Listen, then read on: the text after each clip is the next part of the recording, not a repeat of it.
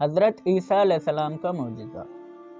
بنی اسرائیل میں ایک شخص تھا جس کی بیوی نہایت حسین تھی، جس پر وہ اسرائیلی فریفتہ تھا۔ چنانچہ جب اس عورت کا انتقال ہو گیا، اس اسرائیلی کو بڑا قلق ہوا اور ایک مدت تک وہ اس عورت کی قبر پر بیٹھا روتا رہا۔ اتفاقاً حضرت عیسیٰ علیہ السلام کا ادھر سے گزر ہوا تو انہوں نے اس اسرائیلی کو پریشان حال دیکھ کر اس کا سبب معلوم کیا۔ جب اسرائیلی نے اپنا واقعہ بیان کیا تو حضرت عیسیٰ علیہ السلام نے دریافت فرمایا، کیا تو چاہتا ہے کہ میں اس کو تیرے لیے زندہ کر دوں؟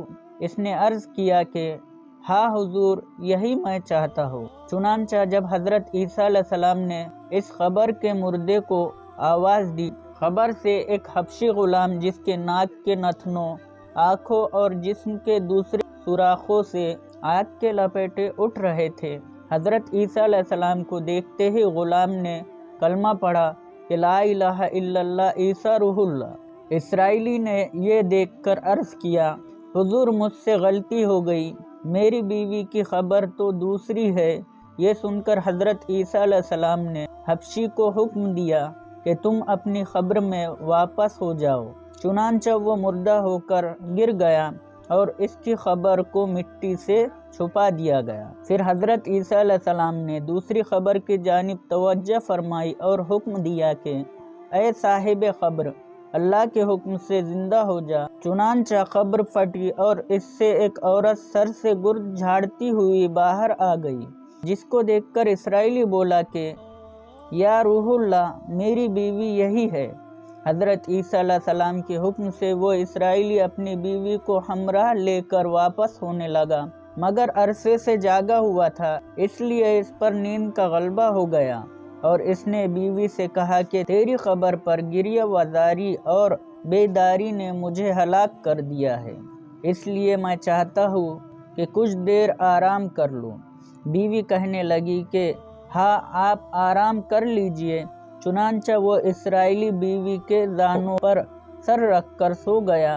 اتنے میں ایک گھوڑے پر سوار ایک شہزادے کا ادھر سے گزر ہوا جو اپنے زمانے کا یکتا حسین تھا، جس کو دیکھ کر شہزادی از خود فریفتہ ہو گئی اور اس کا دل قابو میں نہ رہا۔ اس نے شوہر کا سر زانوں سے نیچے رکھا اور فرط محبت و غلبہ عشق سے مجبور ہو کر شہزادے کے سامنے جا کر کھڑی ہوئی۔ ادھر جیسے ہی شہزادے کی نظر اس پر پڑی، وہ بھی اس کو دیکھ کر اس پر فریفتہ ہو گیا اور عورت کی خواہش پر اس کو اپنے گھوڑے پر بٹھا کر لے گیا۔ چنانچہ اس کے شوہر نے بیدار ہو کر جب اپنی بیوی کو نہ پایا تو نہایت پریشان ہوا۔ اس کے ملنے کی تدبیر سوچنے لگا۔ سوچتے سوچتے آخر اس کے نشان قدم پر چل کر اپنی بیوی کو تلاش کر لیا، جو شہزادے کے پاس پہنچ چکی تھی۔ اس کو دیکھ کر اسرائیلی نے شہزادے سے عرض کیا کہ یہ میری بیوی ہے، آپ اس کو چھوڑ دیجئے۔ ابھی شہزادہ کچھ کہنے بھی نہ پایا تھا کہ اس کی عورت نے کہا، میں تیری بیوی نہیں بلکہ شہزادے کی لونڈی ہوں۔